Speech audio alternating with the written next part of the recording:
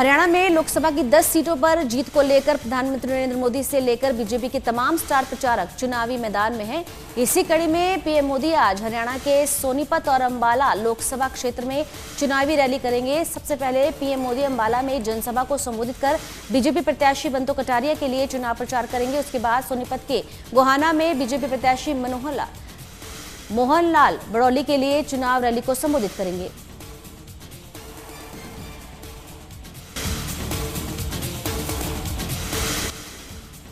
Punjab CM Bhagwant Singh मान ने लोकसभा चुनाव प्रचार के तहत हरियाणा के कैथल में चुनावी सभा को संबोधित किया। इस दौरान उन्होंने कई मुद्दों पर अपनी राय दी। उन्होंने कहा पंजाब और हरियाणा के देश की आबादी में कई कुर्बानियां दी। इसके साथ ही उन्होंने पंजाब में हो रहे विकास कार्यों के बारे में जानकारी देते हुए कहा कि पंजाब में आम आदमी पार्टी की सरकार बनने के बाद बिजली के बिल 0 किए गए। साथ ही उन्होंने ये भी कहा कि आम आदमी पार्टी का मकसद है कि जैसी सुविधाएं दिल्ली और पंजाब के लोगों को आम आदमी पार्टी की सरकार दे रही है, ठीक उसी तरह से हरियाणा के लोगों को भी सभी सुविधाएं मिलें।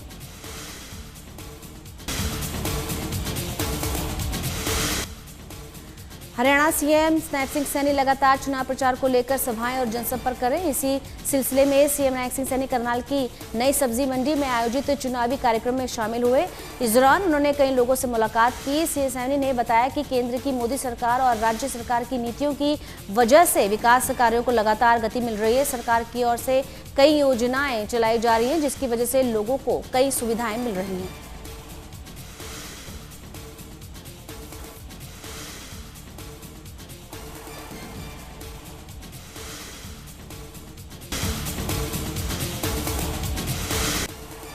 जैसे जैसे हरियाणा में मतदान की तारीख नजदीक आ रही है, वैसे वैसे बीजेपी का चुनाव प्रचार अभियान और तेज होता जा रहा है। आज पूर्व सीएम और करनाल से लोकसभा प्रत्याशी मनोहर लाल कई जगहों पर रोड शो करेंगे। वहीं करनाल में दोपहर 1 बजे होने वाली किसान महापंचायत में मनोहर लाल शामिल होंगे, जिसमें बड़ी संख्या में किसान और मजदूर भाग लेंगे। बताया जा रहा है कि इस महापंचायत में चुनाव को लेकर बड़ा फैसला लिया जा सकता है।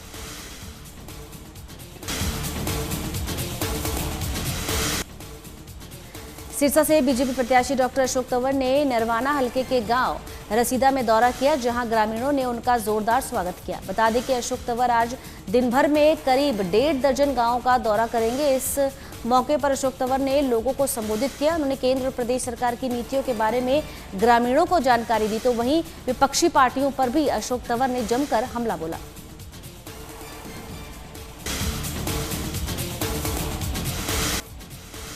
भारत निर्वाचन आयोग के निर्देश पर रोहतक लोकसभा क्षेत्र के 85 से या इससे अधिक आयु वर्ग और दिव्यांग मतदाताओं को अब विशेष सुविधा दी जा रही है। अब इन मतदाताओं को पोस्टल बैलेट पेपर के माध्यम से घर से ही मतदान कराने की सुविधा उपलब्ध करवाई जा रही है। बता दें कि बुजुर्ग और दिव्यांग मतदाताओं को संबंधित बूथ लेवल अधिकारी फॉर्म 12D के माध्यम से घर बैठे ही मतदान की सुविधा मिलेगी।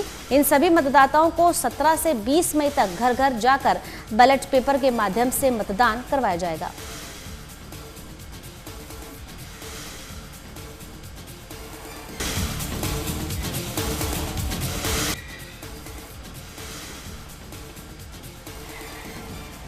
हरियाणा के नूह में टूरिस्ट बस में आग लगने से बड़ा हादसा हो गया।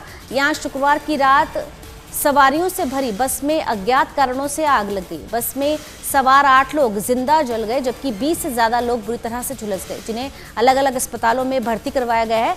चलती बस में आग की लपटें देख स्थानीय लोगों ने आग बुझाने का प्रयास किया। सूचना मिलते ही मौके पर पहुंची फायर ब्रिगेड ने बड़ी मशक्कत के बाद आग पर काबू पाया।